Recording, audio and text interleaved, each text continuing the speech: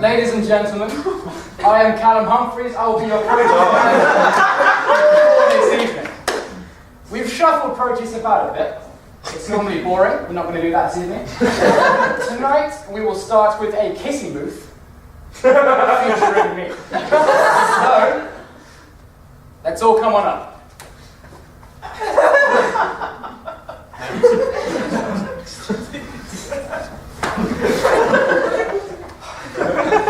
Oh, alright.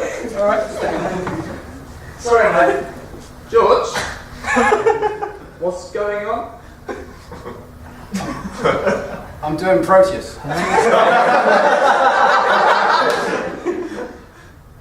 No, I'm hosting Proteus. Did you? Just going intro. There's no one here, so I thought. Do it. You're a bit confused here, George. It's understandable. But let me clarify something. Let's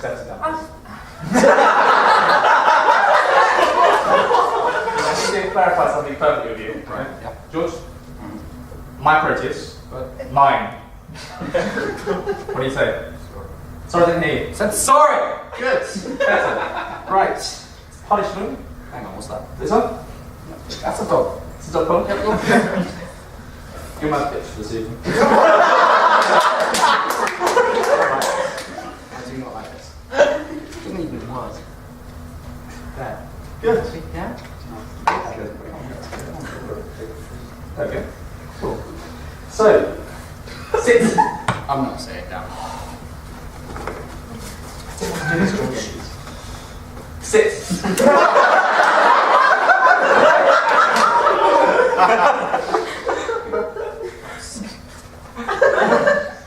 Hello, I'm Callum Humphreys, and I am the Proteus manager, and I'm hosting this evening.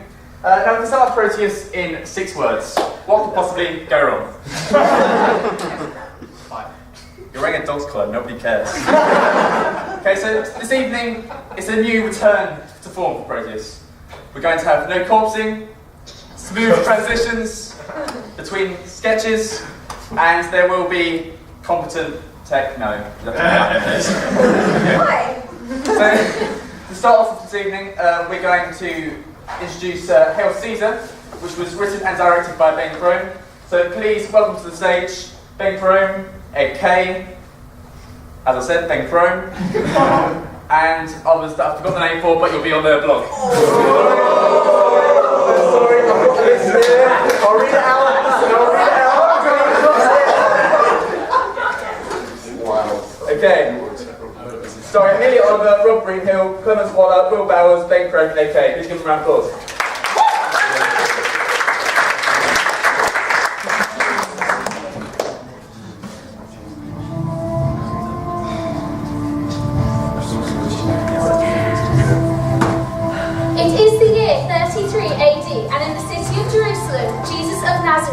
Controversial wandering preacher has been put to death. It is now 3 days later in the city's Roman quarter and about tea time. So, I said to him, "This is an Iron Gladius, the most powerful sword on the planet. By simply bringing down my arm, I could take your head clean off. Now, I know what you're thinking. Did I strike 6 times or only 5? Well, I kind of lost count in all the excitement, to tell you the truth. But it all boils down to this one question. Opero vos sentios feligis plebeian, Trudeo fabricate diem. That's nothing, Grandfather. Have I told you the story of gratuitous skirmishes and the senator? Now, Tertius. I'm sure your grandfather doesn't want to hear some sordid bathhouse banter. On the contrary, Portia. Let the boy tell the story. I remember when I was his age, jumping at the bit to enter the Princeps and become a real legionary. Salve, everyone. Proteus young Secundus, home early. Yes, and Portia, you can tell the slaves to cancel dinner. I've bought everyone a nice Hebrew takeaway. Oh, great, I'm starved. Have you got any pork? No pork. Ham? No ham, Tertius. Gammon? It's a Hebrew takeaway. Oh. And? Made by Jews. Jews who don't eat pigs. Not even bacon. Not even bacon. Secundus, what are you doing, wasting our precious denarii on takeaways? That's not our way at all. What about low-fat bacon? Well, as a matter of fact, actually, I've had a bit of a windfall, sort of a gift from the gods. And what's that then? Another deal on slaves? Well, you know there's been a lot of trouble in Jerusalem. Trouble isn't the bloody half of it, by Jupiter. We ought to give them an intense massacre. Keep them from playing up. If there's one person we don't want to hear about this, it's Caesar. Hail Caesar!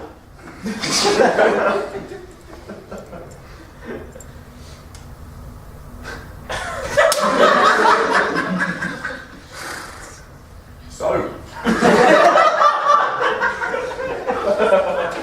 Right after that, what's that street preacher's name? Oh yeah, Jesus of Nazareth. Ever since he's been around, they've been all jumpy. But he's even claimed to be the son of their barbarian god. But I heard they got him in some trumped-up religious charges in the end. Ridiculous. Look at Hercules. Real sons of gods don't die like Jesus did, crucified like some common criminal. Well, anyway, the Jewish high priest actually had a word with the decurion, and they had us on guard duty at the tomb. And Taking orders from barbarians, Secundus. You ought to be ashamed of yourself. In my day, we only took orders from 2 people, Mithras himself and Caesar. Hail Caesar! Now, Dad, you know what it's like these days. We need every denarius we could get, and the high priests were playing quite handsomely, and they've been worried that some of this, Jesus of Nazareth's followers are going to come to the grave and take away his body and say that he'd risen from the dead. It's an embarrassment to the good name of Rome, to the legion, to Caesar, hail Caesar, and to the gods. So, the things these barbarians will believe, eh? So anyway, I was there with Raucous Chorus, you know, who wants to be a bard. And we were on duty, and then it was a long night, and we sort of nodded off. You did what? We sort of nodded off. Do you know what they did to regiments who nodded up in my day, Secundus? They decimated them. They took 1 man in 10 and killed him right there. It's an embarrassment to the good name of Rome, to the legion, to Caesar, hail Caesar, and to the gods. I ask you, what kind of example do you think you're setting to young son Tertius here? When he goes up to join the legion, do you want him to follow in your terrible example? Now, Dad, it actually all worked out quite well as it happened.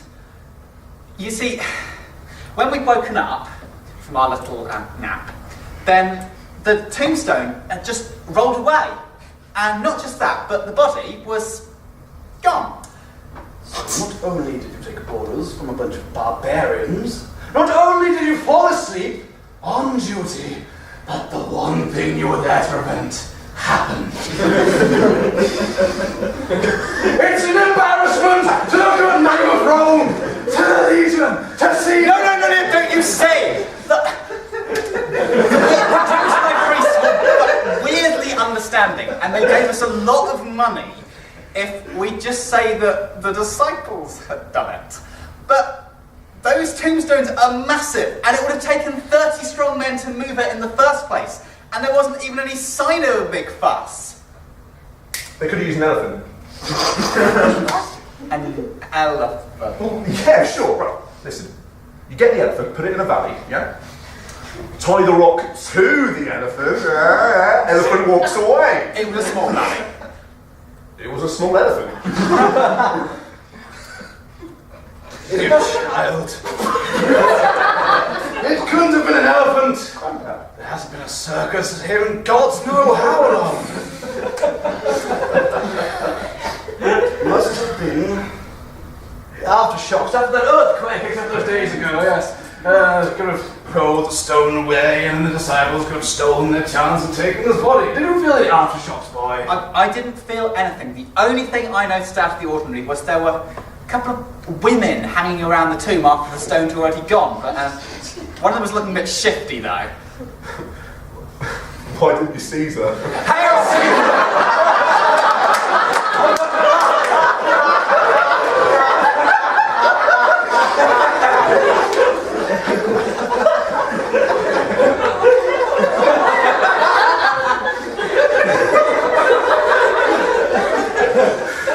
What's in the takeaway?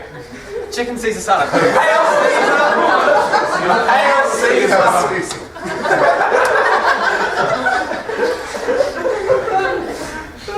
What if it wasn't an elephant, wasn't the disciples, or even an earthquake?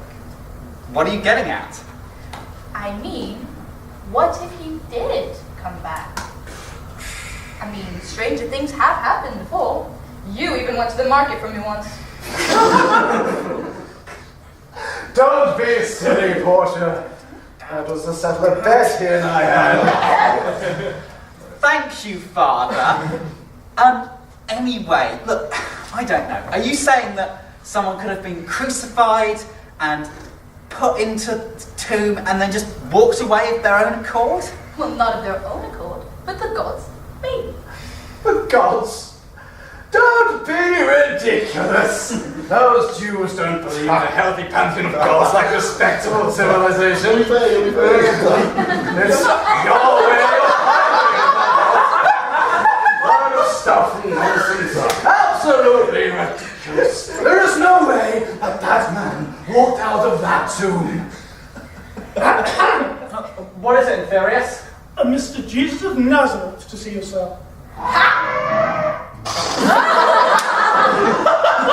Household gods are not going to like this.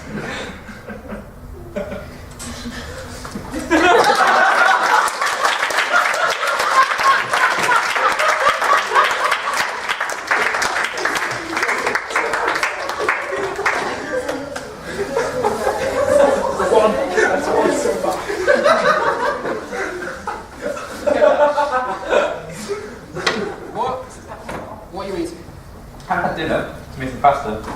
There's cheese and tomato with a bit of seasoning. Hail Caesar! I didn't even say the word Caesar. Okay. Here's the difficult. What's the common link? Introduce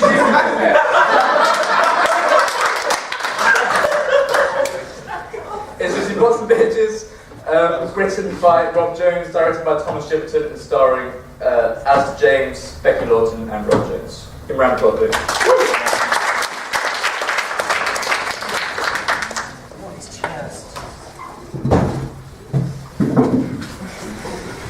What's supposed to happen?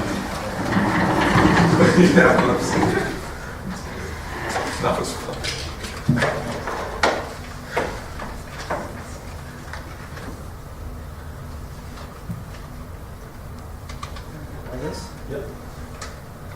Addition. What must this unit do in the event of an emergency? Well, if there's a fire, I suppose you could just shoot water out of your ass. That's part of your chassis, right? The manager is misinformed. The deluxe model comes with a long integrated hose around the pelvic region. Yes, I can see the difference. Where is the manager going?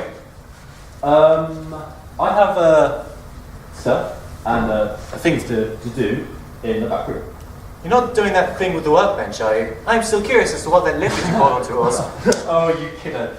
No, just wait here for a few minutes and I'll be right back. Just don't fuck with the customers. I do not come with that function. Yes. You, on the other hand.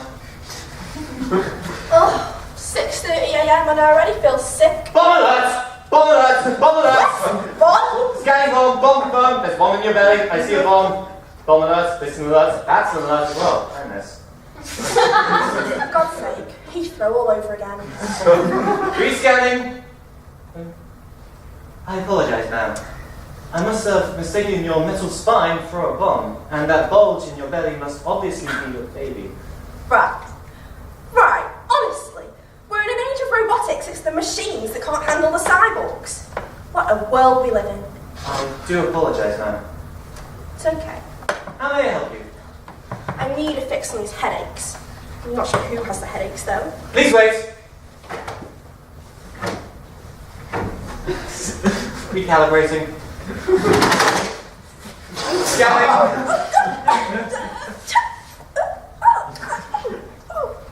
Oh God, what the hell are you doing? An intimate analysis must be actuated. There is no alternative. For medical reasons. Science. And I hate your dicky bow tie. My appearance was customized to my handler's preferences. Really? Are you serious? More scans must be actuated. Your handler is a pervert. Scan them, please. I suggest these. That'll be £3.09. You can buy a sandwich for that price. 3 squared equals 9. Additionally, pound can mean 3 different things. Weight, currency, and... Would you just hurry up already? This headache's becoming a real bitch. Query, what do you mean by bitch? You seriously don't know. I must gather information regarding this bitch. What is it? What does Rome have to do to acquire a bitch? Well, a bitch is a word used to describe something that whines a lot, or a female dog, or something that you don't like, or something that just hurts. And sometimes it can even be used to describe something that you feel is subservient to you. Data replied. Please wait. Do not shut down your synthetic operation lifeform, or data may become corrupt, bitch! Just wanted some paracetamol. Data process. Thank you for waiting. Your information has been most helpful, ma'am. To demonstrate these examples, I believe you fit under these categories quite comfortably. Like a glove, as the analogy suggests. Whoa. Did you just say what I think you just said? Query.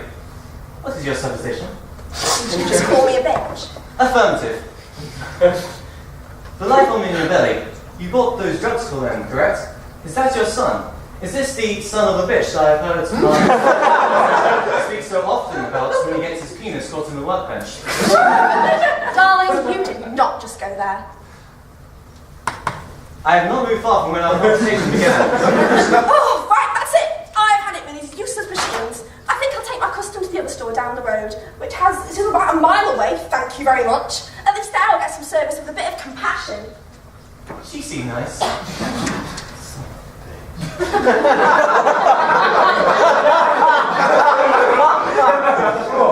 How's the shop been? Anything exciting happened? I met a lovely young woman and told her she was the bomb. After she cooled down for a bit, I felt around her for a little and gave her exactly what she wanted. Okay. I probed her and called her a bitch. She left carrying a baby with her.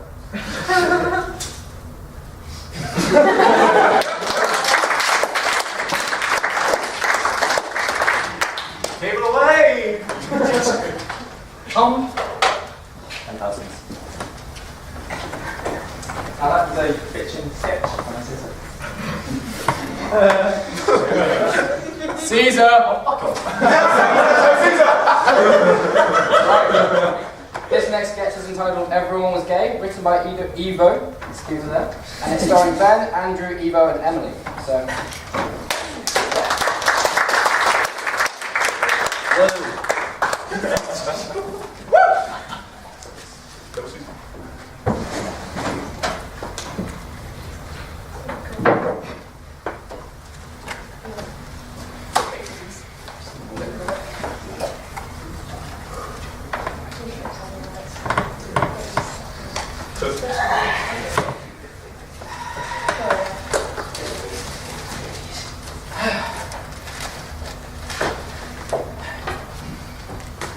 Father.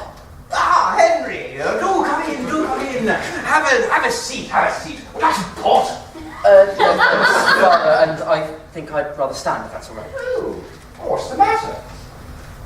I need to discuss something with you. I feel it's quite delicate. Oh, well, tell me what it is. It pains me to see you so stressed. Well, Father, after much introspection and many late-night conversations with the chaps down at the Ballroom Dancing and Ritual Sacrifice Society, I have come to the conclusion that I am a homosexual.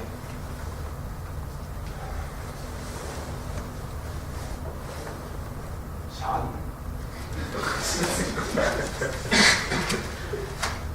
My only male heir.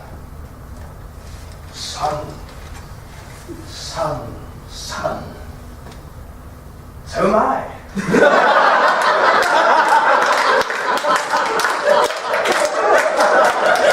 What? Oh, yes, I've been homosexual myself for years. What do you mean, toodle pip after I'm going dogging? You volunteered at the animal clinic. All my cruising down at the animal clinic. I mean, all those trysts with quietly desperate young pet owners keeps me young. Oh, hang on, sorry. This is quite aside from the point. I've spent months trying to build up the courage to tell you about this. I've thought up hundreds of decisions which I've discarded, and I've lost countless hours sleep agonising on how I'm going to tell you this. And you shoot off some nonsense about seducing aggrieved pet owners. I'm sorry, I didn't know you went through so much trouble to tell me this. I mean, you could have consulted with Matthews here. He runs the local young queer resource network. I'm sure he could have helped. Oh, he's also selling tickets for Goldilocks and the Three Leather Bears. It's just for a Bible. Does Mother know about this? Mother? Yes, dear. Did you know that Father's a homosexual? Oh, yes. Yes. Well, we did meet at the annual queer ball. Get out! When did you even get married? Laugh.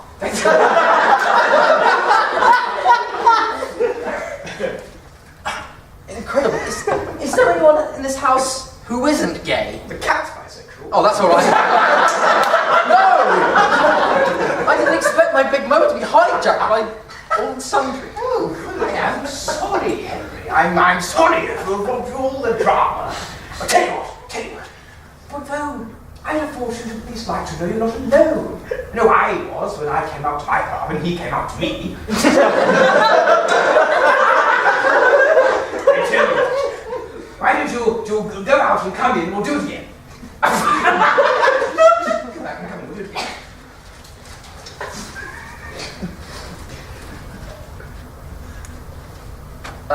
Father, I have something to tell you.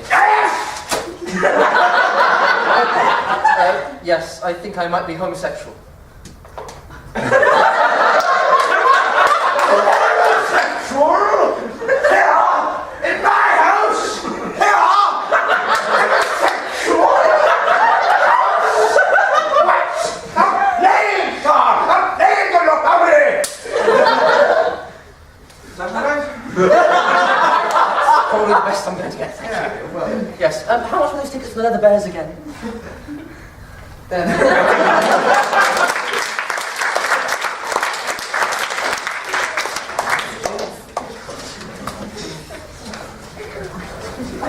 No. You look good in that. Thanks. Looking leather too. Did you get the same pictures I sent you? The naked ones or the leather ones? Leather ones. I didn't see those.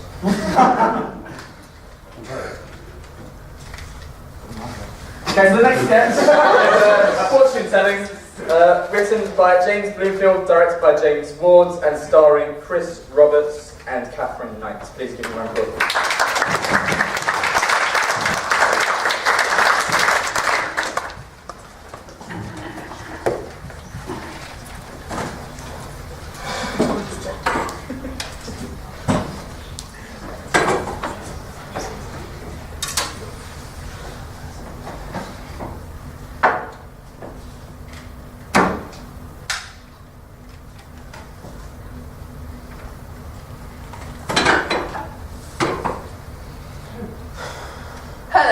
Hello, and welcome to the Three Witches Fortune-Telling Emporium and Petting Zoo.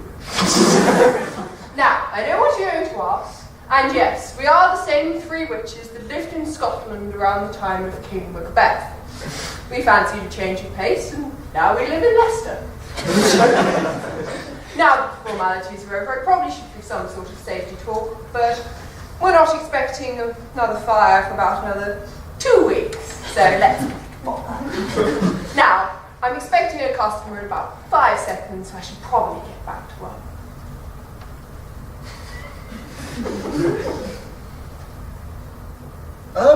This is the fortune-telling room, isn't it? The receptionist sent me through this way. Harold, yes, I know. I've been expecting you all morning. Take a seat, young man. You've got all day. Now, come here. Right. Yes, well, you're going to have 2 dogs, a wife that hates you, a shitty house in the suburbs, and a dog named Trevor. Lovely. That will be £25.80. You can pay at reception. No, hang on a minute. Is that it? Yes, what else were you expecting? Well, it's not very exciting, is it? I don't know. 2 kids and a dog named Trevor sounds very exciting. That's really fucking boring. Yes. You're a very boring person. No, this can't be right. I'm feeling really ripped off here. Ripped off? You haven't even paid yet. Not paid? All you did was say some things that aren't very interesting and show me out the door. You may be the witch from Macbeth, aren't you? It was very nice for you. Nice? Oh shit! I mean, even forgetting the fortune-telling for a minute, where's the mysticism? The sense of intrigue, the dimmed lights, smoke machines. I mean, for a start, there's only one of you. I mean, the sign and clearly your furniture thinks there's meant to be 3 of you. Yes, well, the other 2 are at the International Witching Convention in Spain. Lucky gits.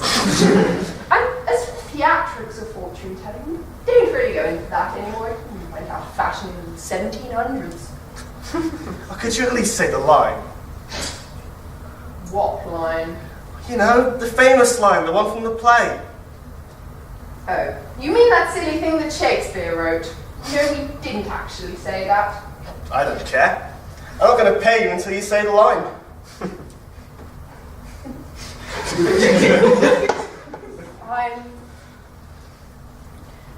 Is this the dagger which I see before me? Hold on, that line. That's not even your line. A horse! A horse! That's not even the right play!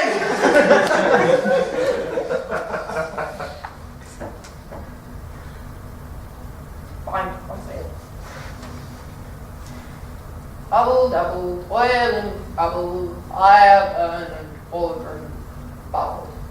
Yeah, happy? No, not really, no. I'm not getting the emotion of the scene. Can you try saying it once more, but with more feeling? I want to feel like I'm there with the cauldron. You're actually serious about this, aren't you? Yes. Oh, and try and project more this time. I want to be able to hear you from the back of the room. Okay? Whenever you're ready. Hubble, double, toil and trouble, fire, burn and cauldron, bubble. No, it still isn't right. Let me tell you about what I have in mind for this scene. Now, close your eyes and visualize this. You're standing on a balcony, above the audience. A spotlight comes up on you, and you're surrounded by an eerie blue glow. You raise your heads and say, double, double, toil and trouble, fire, burn, and cauldron, bubble. Understand? Oh, I think so. Why don't you stand right over there so I can project it to all sides of the audience?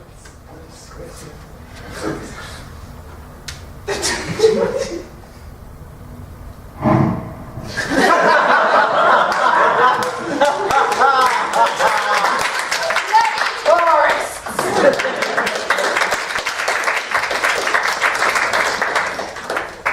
point in the evening where I've realised I've been doing Proteus wrong.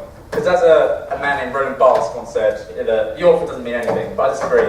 And to really appreciate these pieces, we need to consider the social historical context of the author. So without further ado, the next sketch is by George Seymour. But first I'd like to give you some social historical context about him. So if you just stand over there, George. Thank you. Right.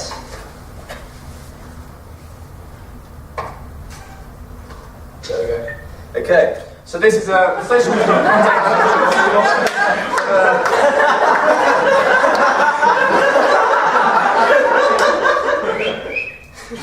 Something wrong? My dad's It is, yeah. and it's today. So it is. Dad? Oh, hey, sons. Hey, Dad. How's it going? Good stuff. Take him back there, just break his neck. Yeah, What? Say the bad joke, Dad. Buffalo. Why Buffalo, Dad? Because it's a running joke that you're my son.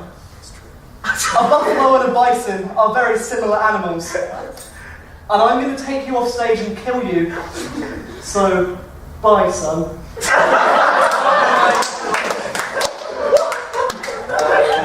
Okay, so about George. So he's a virgin, an extremely virtuous person, highly moral. So let's just. And the good thing about George is he's never really judgmental. So doesn't mind what people wear. He's just really, enthusiastic. He gets involved in the community, helping the sick, helping the poor. That's our George. And he's highly responsible. You can always be safe around George.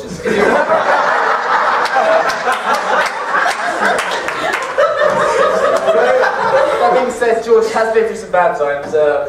He's once crucified. Wait, no, that was Jesus. Although saying that could easily be Jesus.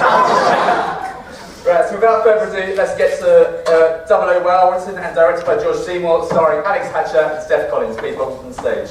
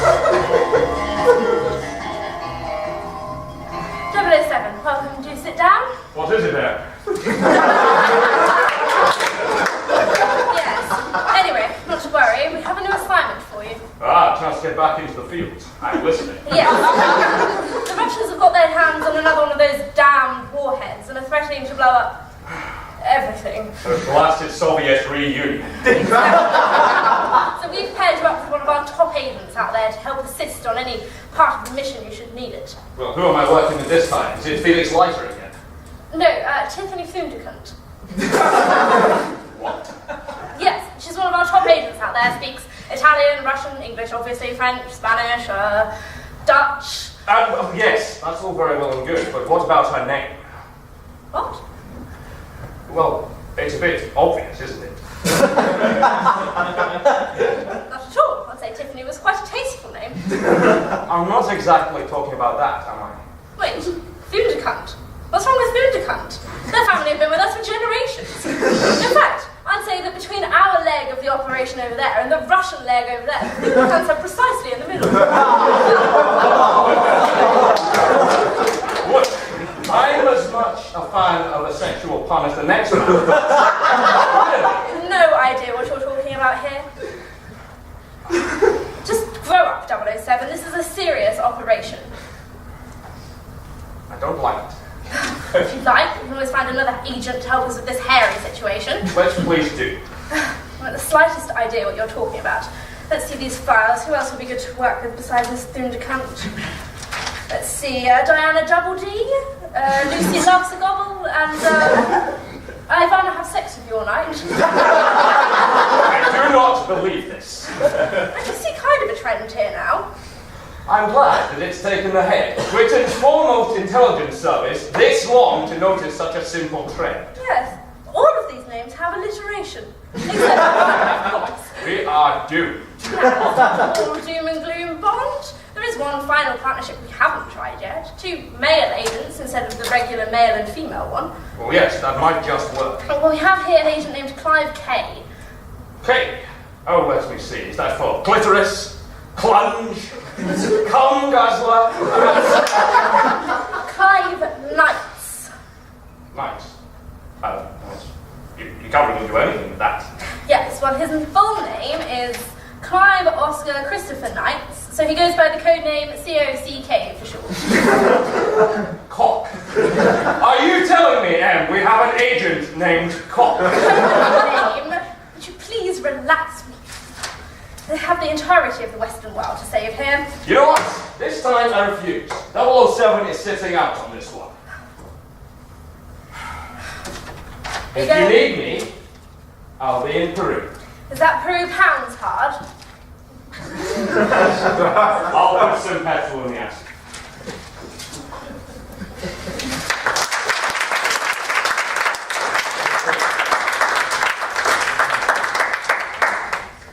And now for the final sketch of the evening, the Masterplan, directed by James Wards, written by Callum Humphreys, yes, it's long myself down to myself, and starring George Seymour and Callum Humphreys.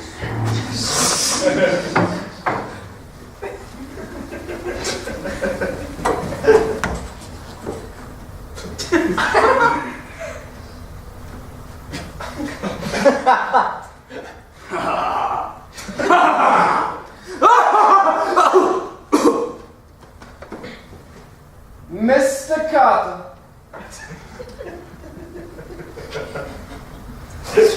I've been expecting you. Yes, you sat me down here 5 minutes ago. Care for a drink? Martini. Shaken or stirred? Blended. What sort of person blends a martini? What sort of supervillain offers their captive a drink? Silent! Now, strictly business. Why are you here? Who sent you? I don't know, you put me here! No, I mean, what are you doing? What are you looking for? If you don't cooperate with me, Mr. Carter, I'm afraid I'd have to kill you. Go on. Prepare to die. Fine. Any last words? Nope. Good.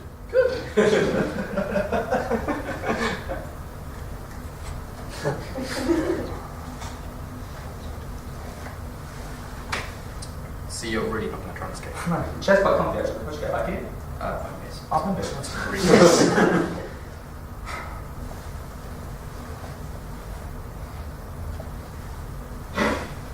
You do realise I'm threatening impending death on you? Yeah. Yeah, you sure? You sure, like, you sure don't know what I am impending means? perfectly sure, yeah. Do you know what an impending death means? Check that. Impending is...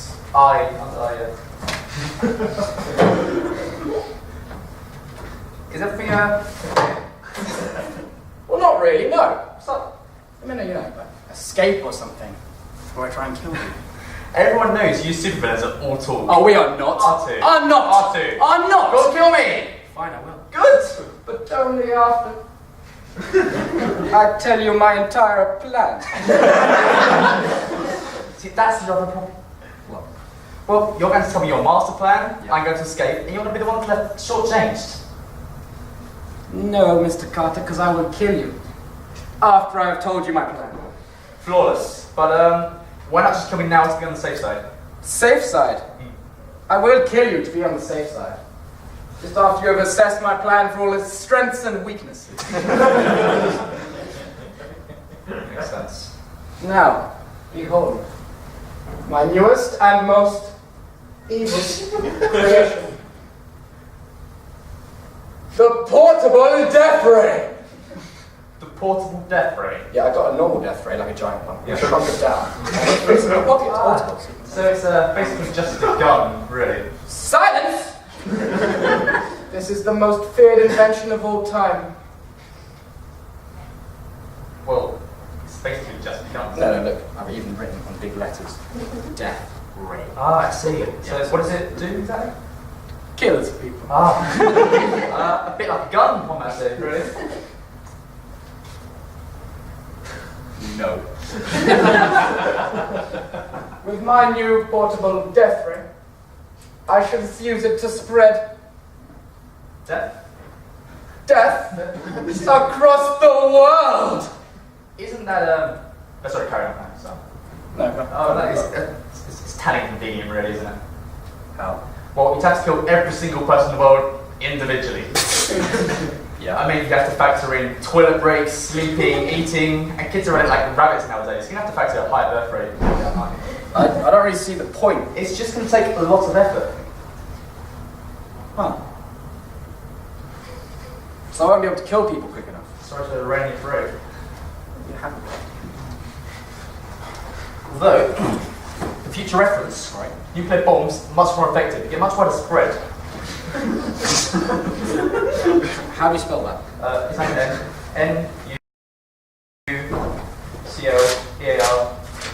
N-U-C-O-E-A-R-B-O-N-B-O-N-S. It's French for sweet. Oh. There you go. Anyway, Mr. Carter, any last requests? Can I have two? Certainly. I certainly feel that me and you have bonded from this experience.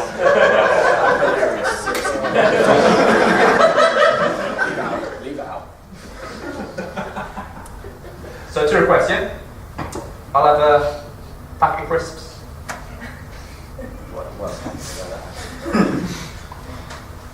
Right, we've got cheese and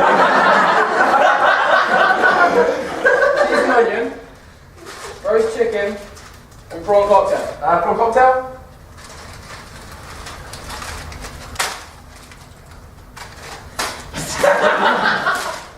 And your second request, Mr. Carter. I'd like to feed them to me. Whoa. We've bonded. No. Maybe buy me like dinner first or something. Get all kinky, Jesus. Sorry.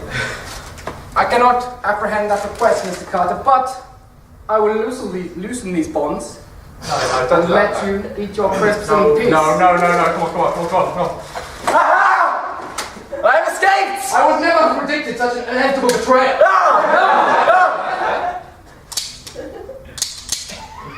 Oh, it's a fucking prop gun. Who are you really, Mr. Carter? There's one! Oh, don't know one! Now that's what I call a punchline.